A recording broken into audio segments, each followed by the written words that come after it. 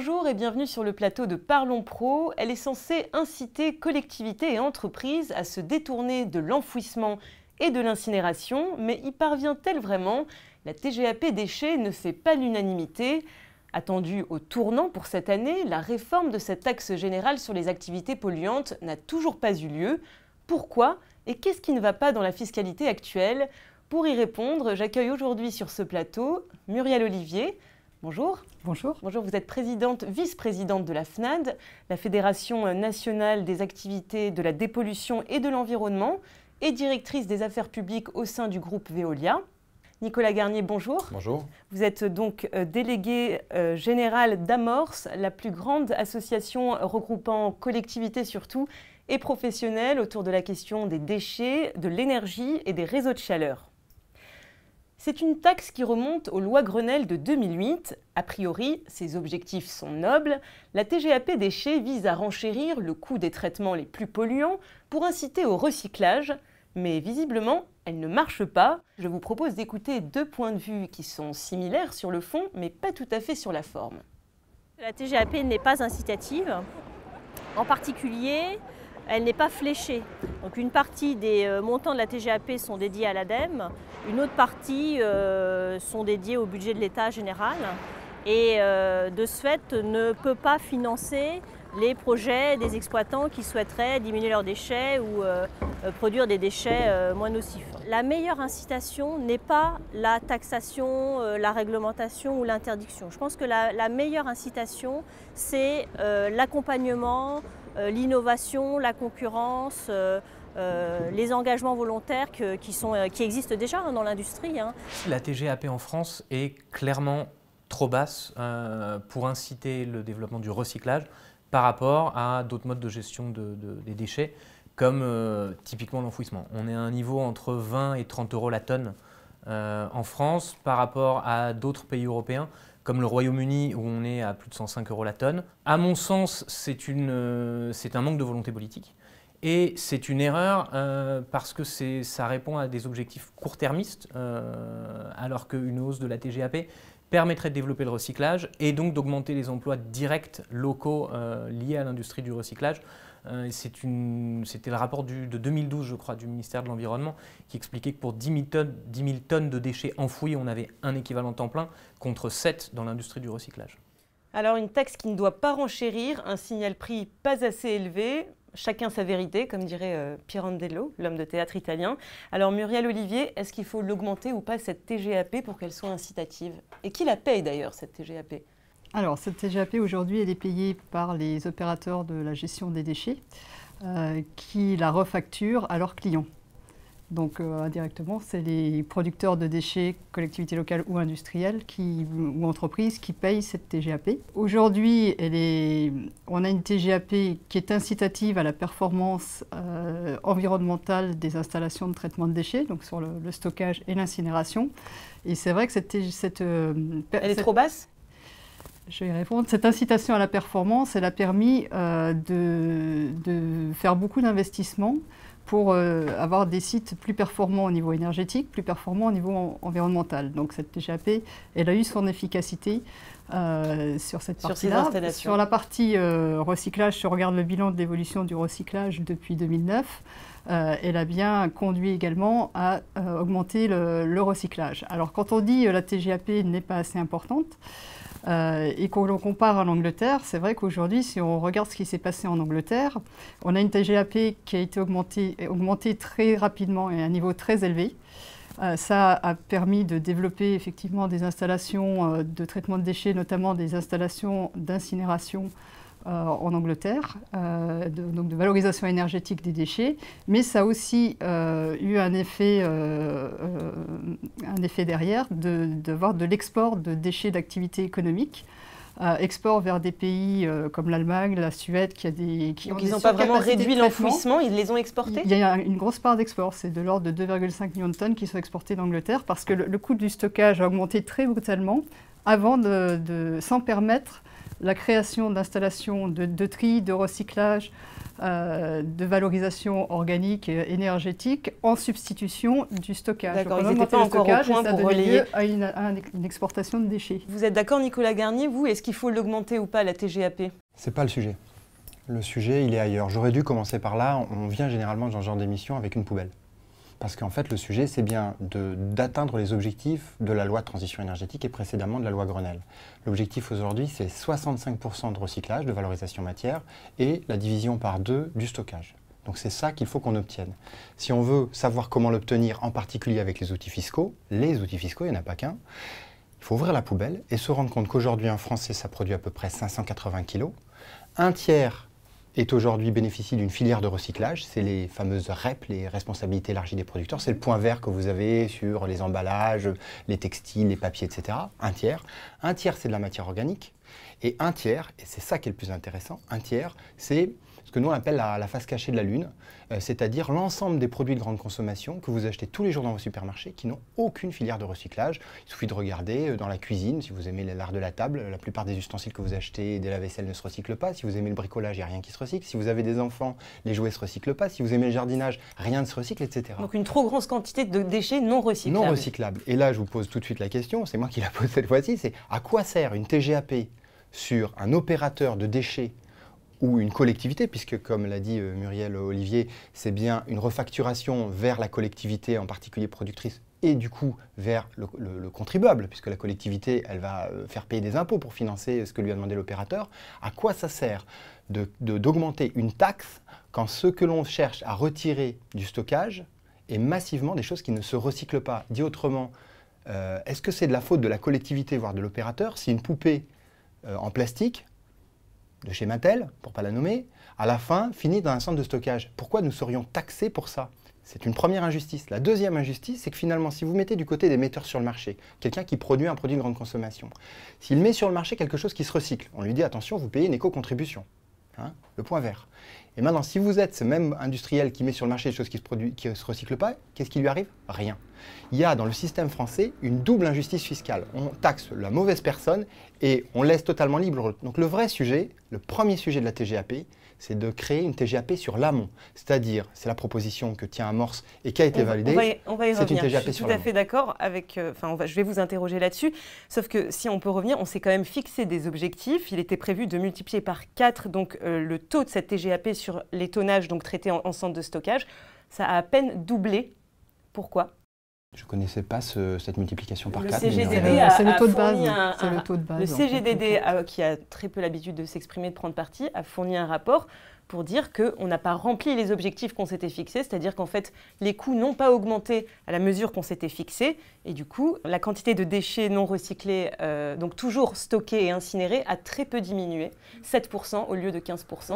Pourquoi le CGDD n'a qu'un objectif aujourd'hui, c'est d'augmenter la TGAP. Sa seule question, ça devrait être d'ouvrir ses poubelles et de regarder ce qu'il y a dedans et de se rendre compte qu'il y a une grande partie des choses. Je ne veux pas être trop lourd sur cette question, mais aujourd'hui, on a un CGDD qui est quand même le ministère de l'Environnement. Son objectif, c'est qu'on recycle plus et qu'on stocke moins.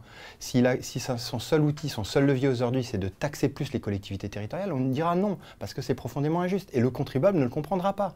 On vous taxe parce qu'il y a des mises sur le marché de produits qui ne se recyclent pas. Et on vous taxe pour ça. Muriel Olivier ? Alors moi, je voudrais réagir parce qu'au moment des lois Grenelle, la mise en place de cette TGAP, de cette nouvelle TGAP, puisqu'elle existait quand même depuis 1999, il y avait 3 objectifs. Il y avait développer le recyclage, effectivement. Il y avait améliorer l'efficacité énergétique et réduire les émissions polluantes. Et donc là, c'est bien l'objet des modulations qui ont été mises en place, parce que la taxe de base, elle est bien passée à 40 €, mais il y a des modulations à la performance des acteurs. Et si on a une efficacité énergétique, si on va collecter le gaz, le biogaz du centre de stockage, le valoriser énergétiquement, là, on fait des investissements et en contrepartie, effectivement, il y a une diminution du montant de TGAP, mais qui a permis d'inciter à faire les investissements. Oui. Et il y avait un 3e objectif qui est très important, c'était d'apporter une stabilité et de la lisibilité sur cette taxe et donc une trajectoire sur cette TGAP, trajectoire qui a été fixée entre 2009 et 2013 sur l'incinération et entre 2009 et 2015 sur le stockage. Et c'est vrai que cette trajectoire, ce qu'on peut dire maintenant qu'elle est terminée, c'est qu'elle a été respectée, même si elle peut être remise en question tous les ans par la loi de finances.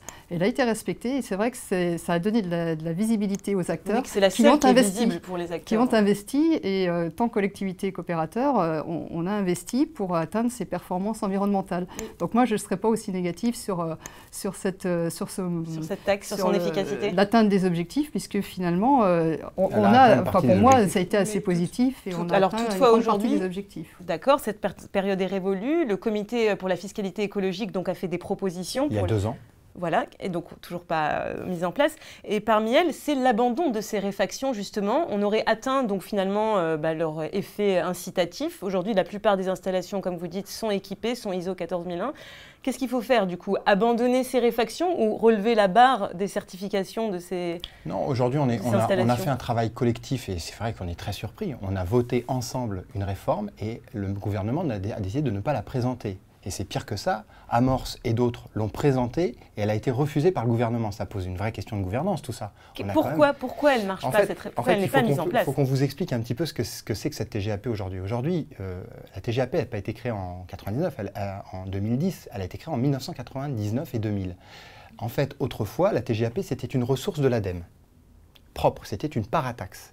Et en 2000, on décide de créer une taxe. Et ça, c'est le péché originel, parce que le jour où vous transformez ça en taxe, les recettes vont à Bercy, et quand Bercy a une recette, il la tient et il la développe. C'est-à-dire qu'on n'est pas que, contrairement à ce que dit le CGDD, sur une taxe d'incitation ou de dissuasion, on est sur une recette fiscale. 450 millions d'euros. 450 millions d'euros. Aujourd'hui, dès que l'on bouge une partie de ces fameuses modulations dont vous parlez, ça fait soit des recettes en plus ou des recettes en moins. Aujourd'hui, on peut considérer, et là je parle en tant qu'administrateur de l'ADEME, parce que je suis aussi administrateur de l'ADEME, on peut considérer qu'il y a à peu près 160 millions d'euros qui va vers les politiques de l'ADEME, donc qui va financer de la prévention, du recyclage, et c'est très bien, mais ça n'est que 160. Les autres, donc en gros les 300 autres millions, on ne sait pas. Alors en réalité, on sait un petit peu où il va aussi à l'ADEME et pour faire d'autres choses. Mais ce que nous demandons aujourd'hui, c'est de dire une loi vient d'être votée avec des objectifs ambitieux qui méritent un changement de paradigme industriel, etc. Il est temps que l'argent de la taxe sur les déchets soit affecté entièrement à la politique des déchets. Donc il faut mettre les 450 millions d'euros. Vous imaginez que Bercy est extrêmement content de cette proposition et le CGDD peut-être aussi. Et aujourd'hui, on dit avant d'aller poser la question de l'augmentation de la TGAP, on pose 2 questions. Est-ce qu'il faut bien taxer au bon endroit, ce que j'ai dit tout à l'heure, mais on y reviendra. Pour nous, il faut taxer à l'amont, à l'origine du problème, c'est-à-dire le déchet non recyclable. Et deuxièmement, si cette TGAP est vraiment faite pour financer l'économie circulaire, il faut que la recette soit affectée entièrement à l'économie circulaire. Si le gouvernement nous répond non à ces 2 demandes, alors ça veut dire que la TGAP est instrumentalisée pour faire des recettes nouvelles de l'État. Effectivement, alors à ce moment-là, il faut mieux l'augmenter. Je rappelle qu'on a tenté d'avoir Bercy sur ce plateau, ou la direction des douanes qui prélève cette taxe, mais ils n'ont pas traité notre demande. Vous êtes d'accord, Muriel Olivier, que Bercy ne veut peut-être pas lâcher la façon dont cette taxe est conçue pour ne pas, du coup, perdre cette manne financière? Oui, tout à fait. Je pense qu'aujourd'hui, ce qu'il faut avoir en tête, c'est qu'en 2009, quand il y a eu cette nouvelle TGAP, elle a accompagné les lois Grenelle. Elle a permis d'aller vers les objectifs. Aujourd'hui, on a une loi de transition énergétique pour la croissance verte avec des objectifs très ambitieux en matière de gestion des déchets.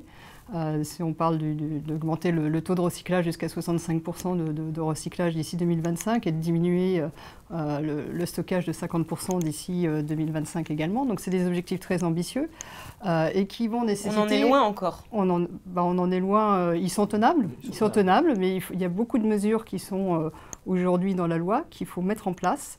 Et elles se mettront en place soit s'il y a des contraintes, soit s'il y a de l'incitation. Donc bon, on est plutôt pour l'incitation, bien sûr. Et en fait, l'ensemble des investissements nécessaires pour atteindre ces objectifs ont été chiffrés, ont été évalués à 6 milliards d'euros. Donc on a besoin de soutien pour faire ces investissements dans un délai relativement court. D'ici 2025, c'est quand même demain, quand on voit le temps qu'il faut pour créer une installation de recyclage. Et ça implique quoi pour vous?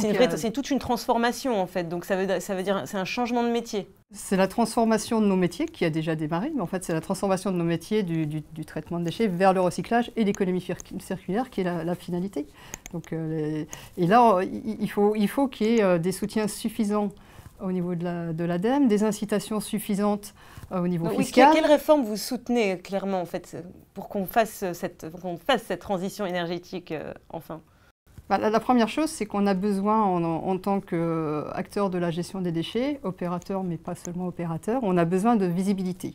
Donc nous, ce qu'on demande, c'est un barème de TGAP sur 10 ans, comme c'était prévu dans la réforme, dans l'avis du comité de fiscalité écologique, donc sur 10 ans, avec une ça, TGAP. Déjà le cas. Oui, mais avec une TGAP qui soit progressive et soutenable pour les acteurs. C'est-à-dire que pendant cette phase de 10 ans, on va investir massivement vers des installations de tri, de recyclage, de valorisation organique, de valorisation énergétique. Mais ça, c'était déjà le cas. Elle a très peu augmenté. Hein. Donc ça, oui, pourquoi on n'a pas autant développé les centres de recyclage? Du coup, on n'a pas eu le temps de... Alors déjà, il faut quand même savoir que le recyclage, aujourd'hui, la vraie incitation pour développer le recyclage, elle ne se joue pas dans la TGAP, elle se joue dans les REP.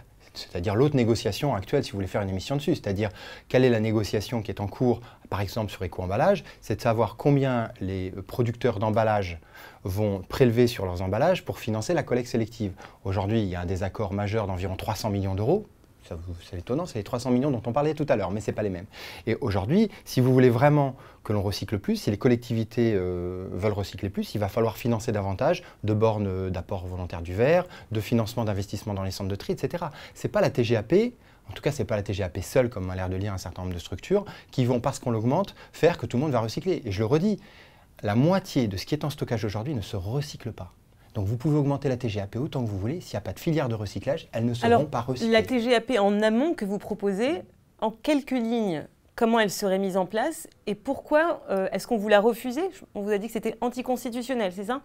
Ah non, c'est pas cette partie-là, mais on aurait pu nous le dire parce que l'anticonstitutionnalité, voilà, mais c'est pas grave, ils auraient pu le dire, c'est un grand classique. Quand un amendement ne plaît pas, alors on dit anticonstitutionnel. Dites-nous, Nicolas Garnier. En fait, l'idée est assez simple, c'est de dire, si on est d'accord sur le fait que le principe de l'économie circulaire, c'est que tout metteur sur le marché doit participer à la deuxième vie de son produit. Il y a deux manières d'y participer, soit le produit se recycle. Et ce qu'il faut financer, c'est des centres de tri, c'est des collectes sélectives, etc. Auquel cas, on crée une responsabilité élargie des producteurs. On en a créé beaucoup. Amorce a été à l'origine de celle, par exemple, sur les meubles, ou sur les seringues, ou sur les déchets dangereux. Il y en a aujourd'hui 13 en France, qui représentent à peu près 30% du gisement. Et puis sur le reste, je mets les déchets organiques à part. Sur tous ces produits dont je vous ai parlé tout à l'heure, bricolage, sport, j'ai oublié de parler des articles de sport. Si vous êtes une passionnée de sport, allez dans ces magasins de sport, faites l'essai, vous verrez que quasiment rien ne se recycle. Des skis, des raquettes de tennis, il n'y a rien qui se recycle, des balles, etc. Donc ces produits-là, pour nous, le premier message qu'on doit faire passer aux producteurs, c'est ton produit n'a pas de deuxième vie, tu payes une taxe. Parce que sinon, celui qui met sur le marché un truc qui se recycle va dire « mais moi, j'ai fait l'effort de faire de l'environnement et en plus, on me demande une contribution alors que celui d'à côté ne fait pas. » Donc on dit « tout produit mis sur le marché, soit paye une éco-contribution pour financer le recyclage, soit paye la fameuse TGAP pour qu'il évolue dans son métier, pour qu'il prenne conscience. D'abord, moi j'attends toujours de voir, je raconte souvent cette anecdote, mais quand on a créé la REP sur les meubles, l'éco-contribution sur les meubles, un grand producteur de meubles suédois, que je ne citerai pas, a dit « mais qu'est-ce qu'on vous a fait ?» Intéressant comme réponse. Qu'est-ce qu'on vous a fait? On lui a dit, mais c'est pas que vous nous avez fait quelque chose, c'est qu'on ne désemplit pas dans nos déchetteries de meubles, d'armoires comme il y en a derrière nous dans le studio, qui ont comme durée de vie 10 ans. Et donc ça pose une question, c'est il n'y aura pas de changement sur la moitié de ce qui est stocké s'il n'y a pas un signal clair et fiscal vers des metteurs sur le marché qui mettent sur le marché des produits qui ne se recyclent pas. Une taxation supplémentaire, vous êtes d'accord aussi, Muriel Olivier? Alors, la taxation sur l'amont, c'est vrai qu'aujourd'hui, ce qu'on a surtout demandé, enfin, ce qui a surtout été dans les conclusions du comité de fiscalité écologique, c'est qu'il faut faire une étude d'impact. C'est vrai que se prononcer sur cette taxation amont sans étude d'impact, sans voir comment ça peut la FNAD, agir. Qu'en pense la FNAD à ce niveau-là? Pour l'instant, la FNAD pense, enfin, c'est pas trop le sujet de la FNAD. Hein. Clairement, nous, on est sur la partie déchets, mais c'est surtout qu'il ne faut pas lancer de nouvelles filières REP d'une manière générale ou une taxation sur l'amont sans avoir d'études d'impact pour voir comment tout ça peut se mettre en place et quel serait l'impact. Si on peut discuter, moi, il faut quand même savoir qu'avant de créer une REP sur les meubles, il n'y a pas de recyclage des meubles en France. C'est-à-dire qu'à un moment donné, l'économie circulaire, elle marche que quand il y a une valeur et quand il y a des industriels qui s'intéressent à l'industrie du recyclage. Et généralement, le principe d'une éco-contribution, c'est que ça vient financer la boucle qui ne se fait pas naturellement. Donc si on n'avait pas mis une éco-participation sur les meubles, il n'y aurait jamais eu de recyclage des meubles dans le pays, ou en tout cas pas à l'échelle nationale. Donc on sait bien qu'à un moment donné, s'il n'y a pas un intrant financier, c'est la logique de la REP, ça ne se fait pas sur plein de produits. Aujourd'hui, personne ne veut recycler du gravat, c'est pas rentable de recycler du gravat. Si vous voulez recycler de l'aggloméré, c'est pas facile non plus. Donc c'est la logique de la REP, et si la REP n'est pas possible, on dit au moins vous y participez. Là où ça peut intéresser les opérateurs, et si on peut faire un peu de se challenger, c'est que aujourd'hui, on a démontré au ministre que si on met la contribution amont, la TGAP amont, ça serait 0,1 centime par kilo mis sur le marché, de ce que vous voulez, éventuellement des CD, vous voyez, ce truc-là ne se recycle pas, hein, donc celui-là, il faut qu'il paye aussi, sinon c'est des charges. Hein. Et oui. Et avec ça, on arrive à sortir entre 250 et 400 millions d'euros. Donc ça intéresse Bercy, vous l'imaginez, et nous, ça nous intéresse aussi, parce que si cet argent-là est partiellement mis vers l'ADEME, vers les politiques de prévention et de recyclage, on est preneur. Donc tout le monde est gagnant, à part un acteur, on l'a bien compris, le producteur de ce truc-là qui n'a pas du tout envie de payer, c'est tout, mais comme d'habitude. Alors l'autre aspect donc, de cette réforme voulue, c'est aussi donc, une taxe qui serait incitative pour les collectivités donc, qui sont les plus performantes. Nicolas Garnier, je vous redonne la parole, c'est votre... Voilà, c'était un peu notre idée. Nous, on a voulu montrer que le sujet, ce n'était pas la charge financière, c'est-à-dire ce n'est pas en augmentant de 40 à 50, etc., qu'on allait pousser des collectivités à faire, parce qu'il y a une sorte de gradation. Nous, ce qu'on a dit, c'est ce qui marche bien dans les collectivités, c'est si vous atteignez un objectif, vous payez moins de taxes. Voilà, c'était simple. Donc on a dit, la loi dit 65% de valorisation matière, et on a proposé que toutes les collectivités qui atteignent progressivement, c'est-à-dire on avait dit 50% en 2017, 53%, 55%, jusqu'à 65% en 2025, vous avez un bonus de taxe, ou une modulation de taxe, vous payez moins 15 € sur le stockage, moins 3 € sur la valorisation énergétique avec incinération.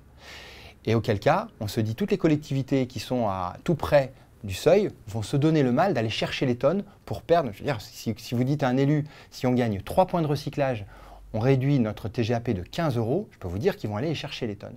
Donc c'est cette option-là. Il y a une deuxième option qui est sur la table aujourd'hui, qui est de dire c'est la quantité de déchets résiduels qui reste. C'est une autre manière d'évaluer la performance d'une collectivité locale, d'une certaine manière. C'est-à-dire, s'il te reste 150 kg, s'il te reste moins de 150 kg par habitant, à ce moment-là, tu payes moins de TGAP. Et là, ça donne un élément de moteur, c'est hyper dynamique comme approche de la... Donc à enveloppe constante, on était capable, puisqu'il y avait des modulations qui disparaissaient, vous avez évoqué le sujet parce qu'on avait atteint la cible, de créer une nouvelle modulation, parce que je le rappelle, dans la négociation de 2014, il y avait l'idée d'iso-fiscalité. C'est-à-dire que l'engagement, c'était la TGAP doit rester la même, l'enveloppe doit rester la même. Or, entre le moment où on a dit ça, et aujourd'hui, elle a déjà augmenté de 100 millions d'euros. Muriel Olivier, il faut donc abandonner les réfactions pour les installations les plus performantes et donc les diriger vers les collectivités les plus efficaces. Non, surtout pas. Dans la réforme du comité de fiscalité proposée par le comité de fiscalité écologique, il y avait la suppression de la modulation, la modulation pour l'ISO 14001. Puisqu'aujourd'hui, la majorité des acteurs ont développé cette certification. Donc il y avait l'abandon de cette modulation-là. Par contre, les autres modulations à la performance environnementale ou énergétique des sites étaient maintenues, avec des niveaux différents de ceux d'aujourd'hui, mais c'était maintenu. Il faut garder cet élan vers plus d'efficacité. Bien sûr, il faut garder les équilibres. Il y a beaucoup d'acteurs qui ont beaucoup investi au regard de ces incitations fiscales et il faut absolument les maintenir. C'est surtout ce qui concerne la valorisation du biogaz où les installations sont plutôt chères, c'est ça? On a besoin. Oui, c'est des investissements qui ont été réalisés, il y en a beaucoup encore en projet et on va vers une meilleure performance environnementale des sites. Donc je pense qu'il faut vraiment garder cette direction qui est la bonne.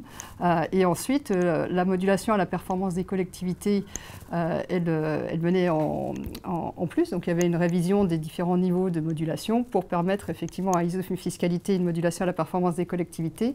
Et j'ajouterais une modulation à la performance de tous les acteurs, pas seulement les collectivités, mais aussi les entreprises. Parce qu'à ISO-fiscalité, si on donne un avantage fiscal à un type d'acteur, donc les collectivités, il faut qu'il y ait le même au niveau des entreprises.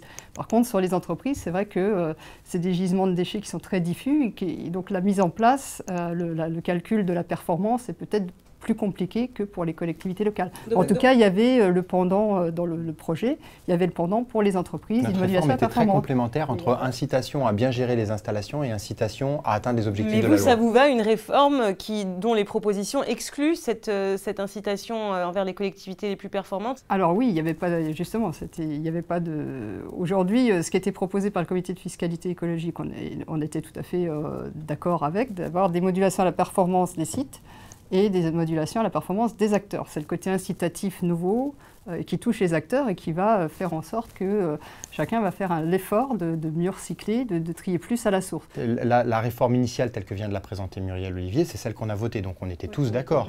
Parce que comme elle l'a dit également, si les collectivités se mettent à recycler plus parce qu'elles ont un bonus, si elles atteignent les taux de valorisation, ça veut dire qu'elles vont aussi investir dans des centres de tri, qu'elles vont davantage activer les opérations que les opérateurs de la FNAD développent.